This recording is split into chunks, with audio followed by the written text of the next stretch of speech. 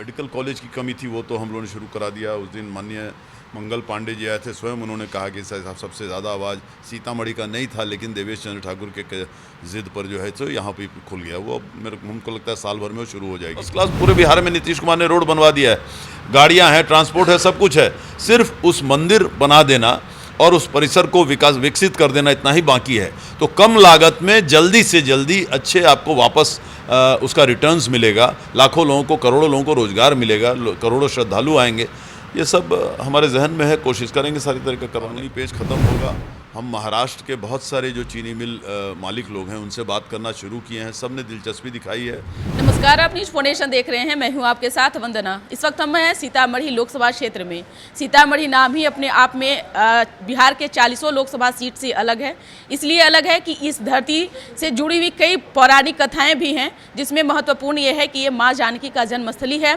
कर्पूरी ठाकुर का ये आंदोलन की जगह बताई जाती है। यही नहीं, यहाँ से कई चीज़ें जो है, धाराएं यहाँ से जो है बिहार की राजनीति में बही है, और जिसका असर यहाँ नहीं बल्कि दिल्ली से लेकर के राजधानी पटना तक के जो है इसका छाप है। वहीं जब आज़ादी के सबसे पहले अगर कोई लड़ाई यहाँ से लड़ा था वो थे JB कृपलानी, प्रथम यहाँ से सांसद चुने गए थे। अब यहाँ अब जो 2024 का मुकाबला देखा जाए तो कहीं ना कहीं इंडिया वर्सेस NDA की हो रही है।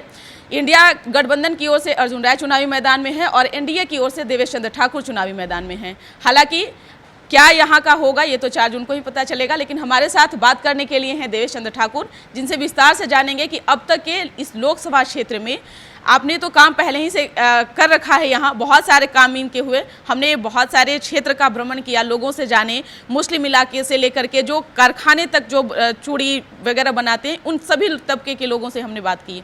डायरेक्टर सर से बात करते हैं। सर, स्वागत है आपका न्यूज़ फाउंडेशन। बहुत बहुत धन्यवाद, आपका भी स्वागत है।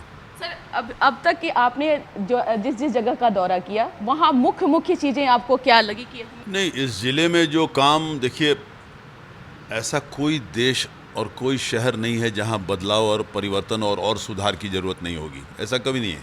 हमेशा जो चेंज जो है और सुधार जो है ये कंटिन्यूस प्रोसेस है, उसका अंत नहीं, वो अंत कहीं फुल स्टॉप वो नहीं हो सकता है, number 1।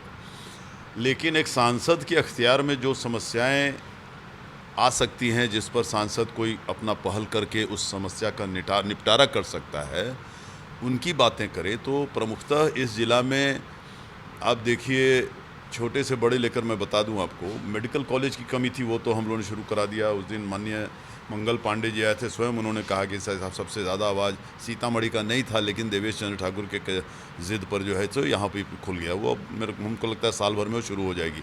Medical college and hospital है। धन्यवाद मंगल पांडे जी को, धन्यवाद माननीय नीतीश कुमार को। यहाँ एक चीनी मिल एक हुआ करता था जो विगत 5 साल से बंद है। एक ही चीनी मिल, एक ही उद्योग, बड़ा उद्योग था इस ज़िले में, और वहाँ के किसान बहुत ही बदहाली में हैं। रीगा प्रखंड है, चीनी मिल बंद है, वहाँ इथेनॉल का प्लांट भी है, वहाँ कोजनरेशन प्लांट है, वो अच्छी तरह से चल सकता है, लेकिन वो कानूनी पेच में फंसा हुआ है। कानूनी पेच ख़त्म होगा।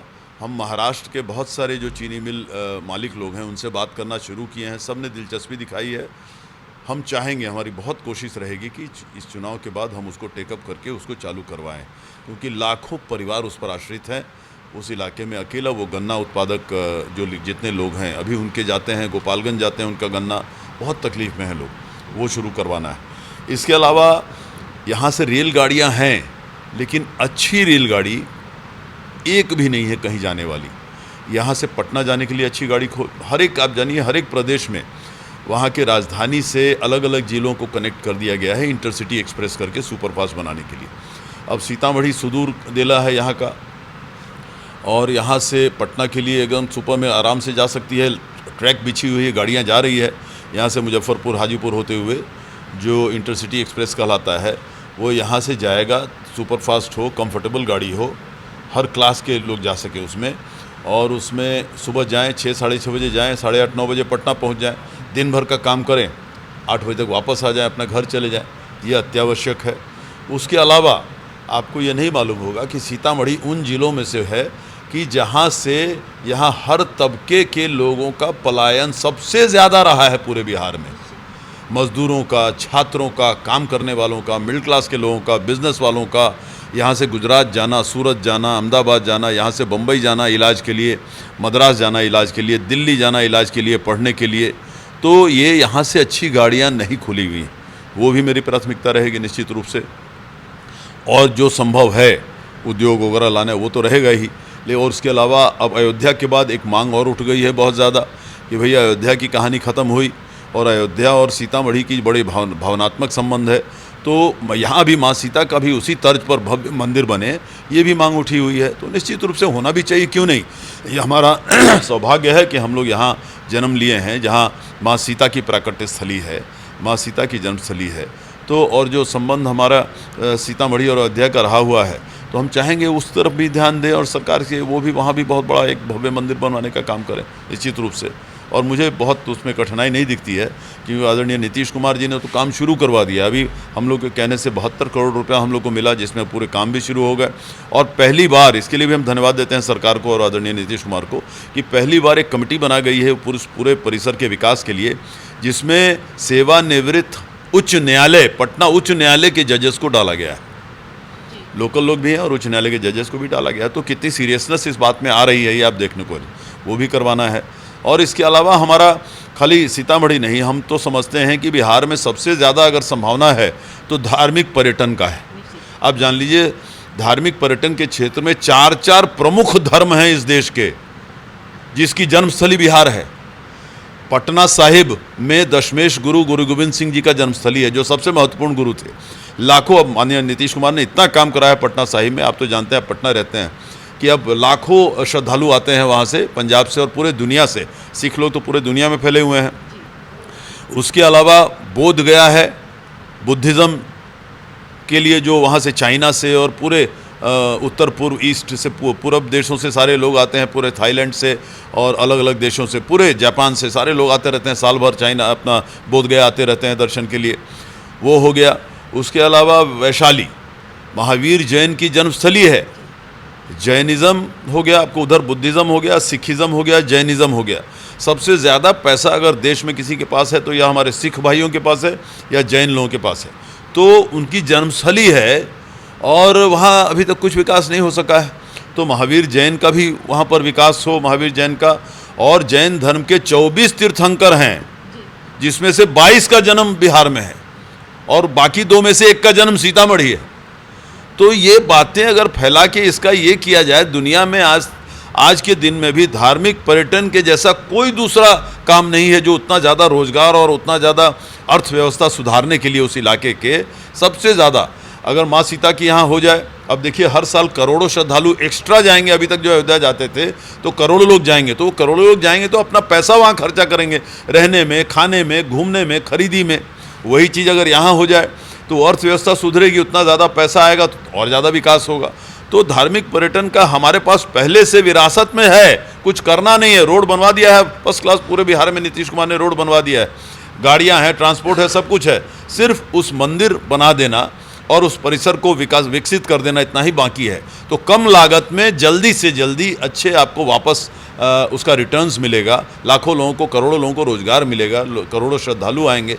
ये सब हमारे जहन में है, कोशिश करेंगे सारी तरीके करवाने का। यानी लंबी फहरिस्त सर ने जो है वो बना लिया है कि हमें यहाँ से जनता जिताती है तो हमें ये काम करना है। सर के बारे में एक खास बात आपको बता दें कि वर्तमान में विधान परिषद के सभापति हैं और बहुत ही सहजता से सदन हो या फिर सदन के कोई ऐसे कामकाज हो, चाहे वो कर्मचारी से लेकर के जनप्रतिनिधि हो, सभी की बातों बड़े ही शालीनता से जो है सर ने निपटाने का जो है काम करते हैं।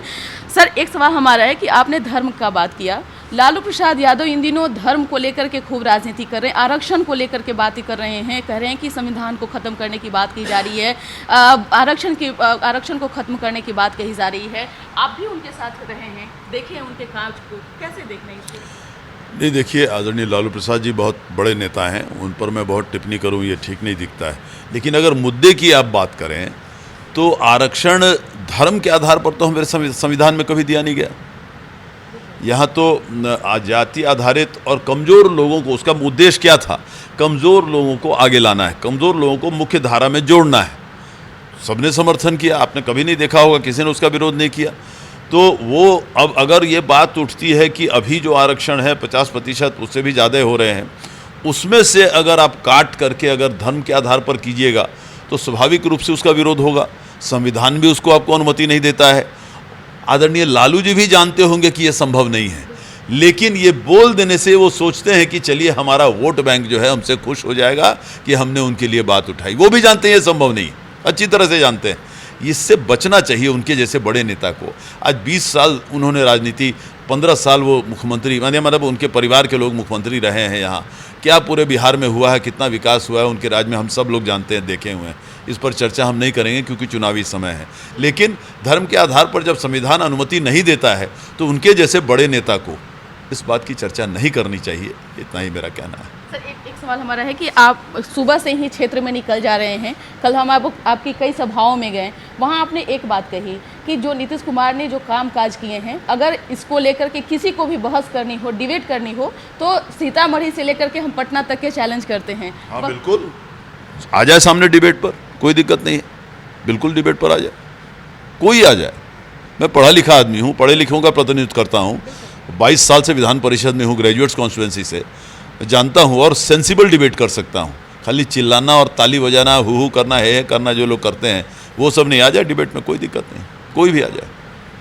एक अंतिम सवाल है कि विपक्ष ने कहा है कि बिहार में तो 40 सीट एनडीए जीत नहीं रहा है, देश में जो 400 का ये लोगों का जो नारा है उसमें भी ये लोग इस बार हार रहे हैं। आप भी इस बात से सहमत? विपक्ष तो यही कहेगा ना। विपक्ष कैसे कह देगा कि हाँ 400-500 सीट जीत रहा है राष्ट्रीय जनतांत्रिक गठबंधन? वो यही करेगा, वो यही कहेगा। हम लोग कहेंगे विपक्ष एक भी सीट नहीं जीत रहा है, ये तो कहेगा, ये तो स्वाभाविक है। हम अपनी बात कहेंगे, वो अपनी बात कहेंगे। हम कहेंगे हम जीत रहे हैं, वो कहेंगे हम जीत रहे हैं। लेकिन कितना समय कितना है? 4 जून तक इंतजार कर लीजिए। 4 जून में इंतजार कर लीजिए, कोई दिक्कत नहीं है। पूरे देश में लहर है नरेंद्र मोदी जी की। बिहार में नीतीश कुमार का काम है जिसके आधार पर हम लोग जाते हैं। हम लोग सीना चौड़ा करके जाते हैं कि हमारे नेता ने ये काम किया है। सिर्फ ये जातीय बातें, जातीय शराब पिलाना सबको, जातीय बातें कह के जो है सो बरगलाना और विकास कहीं कुछ नहीं करना। किस बदहाली से बिहार को निकाला है नीतीश कुमार ने, पूरा बिहार ने देखा है, पूरे बिहार ने देखा है। तो इसमें कहीं वो बोलने को किसको क्या कोई रोक सकता है? जुबान दिया हुआ है ऊपर वाले ने, प्रकृति ने जुबान दिया है आदमी के शरीर में, तो आदमी जुबान चलाएगा ही। कांग्रेस के अभी रणनीति को कैसे देख रहे हैं? कांग्रेस क्या लग रहा है सचमुच में काम? कांग्रेस बड़ा दुखद बात है। कांग्रेस जैसा इतनी बड़ी पार्टी, अब लगता है कि हर राज्य में किसी न किसी क्षेत्रीय दल के पिछलुआ बन के कांग्रेस सटा हुआ है कि कहीं मेरी अस्तित्व न खत्म हो जाए। यही अपना वो अस्तित्व बचाने की लड़ाई लड़ रहा है। बहुत बहुत शुक्रिया सर समय देने के लिए, क्योंकि अभी जो भी समय है बहुत ही महत्वपूर्ण है। सर को क्षेत्र में भी निकलना है। तो आपने सुना कि जो इन्होंने काम को लेकर के जो डाटा तैयार किया है कि हमें क्या क्या काम करना है, और आपको बता दें कि सर बहुत ही पढ़े लिखे हैं और अभी वर्तमान में सभापति के पद पर मनोनीत हैं। ऐसे में देखने वाली विषय होगी कि अगर सीतामढ़ी की जनता इन्हें जीतकर सांसद बनाती है तो ढेर सारे काम सर ने बताया है कि हम इन तमाम कामों को पूरा करेंगे। और सबसे पहला चीज़ है कि यहाँ माँ सीता जानकी का जो जन्मस्थली है उसे पर्यटक के रूप में जो है सर ने कहा है कि हम उसके धार्मिक पर्यटक के रूप में उसको रूप देंगे। इसकर बस इतना ही। बने रहिए न्यूज़ फोनेशन के साथ। सहयोगी आकाश के साथ, न्यूज़ फोनेशन सीतामढ़ी।